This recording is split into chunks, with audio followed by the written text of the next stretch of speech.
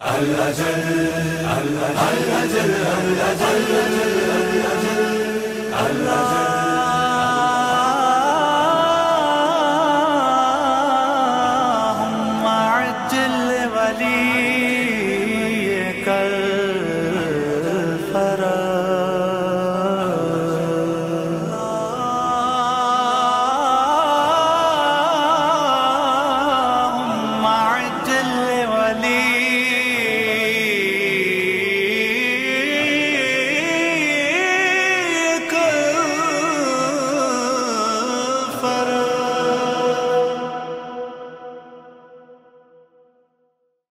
اعوذ باللہ من الشیطان اللعین الرجیم بسم اللہ الرحمن الرحیم الحمد للہ رب العالمین والعاقبۃ للمتقین وهو خیر معین ثم الصلاۃ والسلام علی نبینا محمد صلی اللہ علیہ وآلہ وسلم سیما علی بقیۃ اللہ العظم اما بعد فقد قال اللہ تعالی فی محکم کتابہ المجید وفرقانہ الحمید وقولہ الحق بسم اللہ الرحمن الرحیم بقیۃ اللہ خیر لکم ان کنتم مؤمنین۔ ناظرین السلام علیکم ورحمۃ اللہ وبرکاتہ۔ حاضرین ناظرین،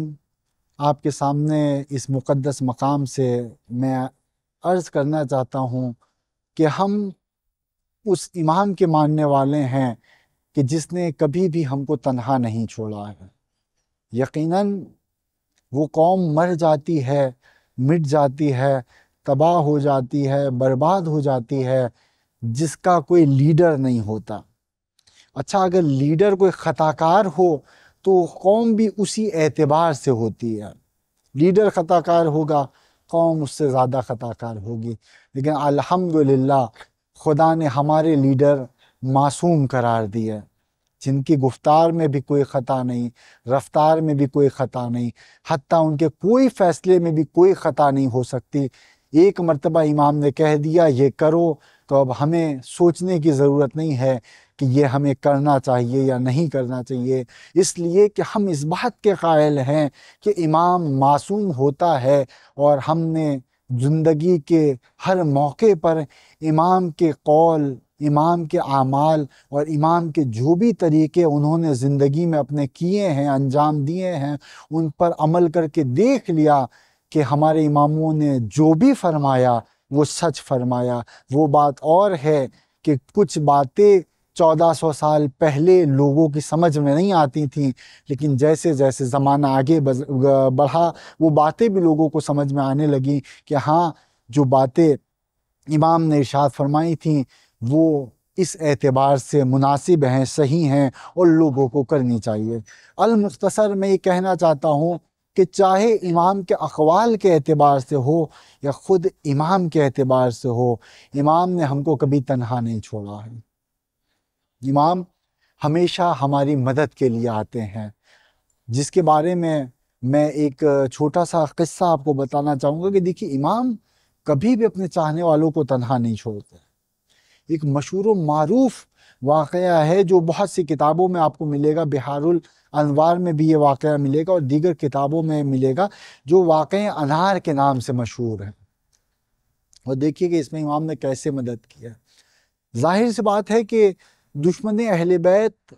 نے ہمیشہ یہ چاہا کہ امام کو تکلیف پہنچائیں۔ جب امام کو تکلیف نہیں پہنچا سکے تو انہوں نے یہ چاہا کہ امام کے چاہنے والوں کو تکلیف پہنچائی جائے۔ لہٰذا ایک وقت ایسا آیا کہ جب ایک وزیر نے سازش یہ کی کہ شیعت کو باطل ثابت کیا جائے اور اپنے مذہب کو سچا ثابت کیا جائے،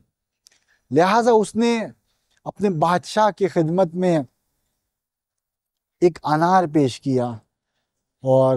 اس انار میں اس نے اپنے خلفاء کے نام لکھے ہوئے دکھائے، اور بادشاہ کے سامنے ظاہر یہ کیا کہ بادشاہ سلامت یہ دیکھیے کیا اللہ کی قدرت ہے کہ اللہ نے اپنے خلفاء کے نام کو، جو خلفاء حق ہیں، ان کے ناموں کو اس انار پہ ظاہر کیا ہے۔ بادشاہ سلامت نے اس انار کو دیکھا اور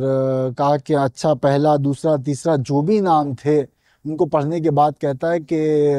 یہ تو اللہ کی بہترین دلیل ہے، اللہ یہ ظاہر کرنا چاہتا ہے کہ یہ حق پہ ہیں، اور اگر ایسا ہی ہے تو پھر جتنے بھی مذہب اثنا عشریہ ہیں ان کو بلایا جائے، دیگر جتنے بھی مذاہب والے ہیں ان سے بھی کہا جائے کہ یہ دیکھیے حق پہ ہونے کی سب سے بڑھیا دلیل یہ ہے کہ اس انار پہ یہ اسماء مکتوب ہیں۔ اگر آپ لوگ اس چیز کا جواب نہیں دے سکتے، اس چیز کو رد نہیں کر سکتے کہ اس انار پہ قدرت پروردگار کے ذریعے سے جو نام آئے ہیں اس کی دلیل یہ ہے کہ یہ حق پر ہے، اگر اس دلیل کو رد نہیں کر سکتے ہیں تو پھر آپ سب کو سب یا تو قتل ہونا پڑے گا یا تو اس مذہب کو ماننا پڑے گا۔ اب علماء بیان کرتے ہیں کہ جتنے بھی وہاں شیعہ عالم دین تھے سب یک بارگی پریشان ہو گئے، کیونکہ فوراً ہی اس انار کو سامنے لا کے رکھا گیا، تو اب لوگ حیران ہو گئے، سمجھ میں نہیں آیا کہ نام کیسے ظاہر ہوگا۔ لیکن جو علماء تھے انہوں نے فیصلہ کیا کہ دیکھو عندی عند اللہ، تم سب مل کے یہ فیصلہ کرو کہ ہم سب میں سے سب سے زیادہ کون متقی اور پرہیزگار ہے۔ تو سب سے پہلے 70 لوگ باہر آئے، پھر ان 70 لوگوں میں سے 50 لوگ، ایسے کرتے کرتے علماء بیان کرتے ہیں کہ 10 لوگ کی تعداد ہوئی، پھر 10 لوگوں میں سے صرف 3 لوگ کی تعداد ہوئی، 3 لوگ بچے۔ ان تینوں لوگ سے کہا گیا کہ دیکھیے آپ رات کی تاریکی میں جائیے، اور یقیناً یہ سخت مرحلہ ہے، امام سے آپ مناجات کریے، امام سے مدد مانگیے۔ پہلا عالم دین گیا، امام سے مدد مانگی، نماز پڑھی، روئے گڑ گڑائے، امام مدد کیجئے، امام نہیں آئے۔ پھر دوسرا عالم دین گیا، مدد مانگی، امام نہیں آئے۔ لیکن جب تیسرا عالم دین اور آخری عالم دین گیا اور اس نے پوری طاقت کے ساتھ آخری وقت تک امام کو بلایا اور واپس جب پلٹنے لگا امام ظاہر ہوئے، اور امام نے فرمایا گھبراؤ نہیں،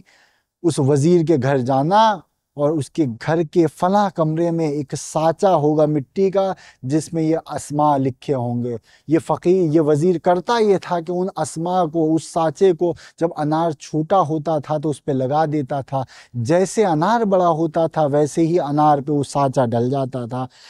چنانچہ ایسا ہی ہوا۔ اگلے دن وہ گئے وہاں پہ علماء اور ساری باتیں بتائی بادشاہ سے۔ بادشاہ نے جب دیکھا تو حق ثابت ہو گیا اور اس وزیر کو بھی برخاست کر دیا۔ صدق اللہ علیہ وسلم۔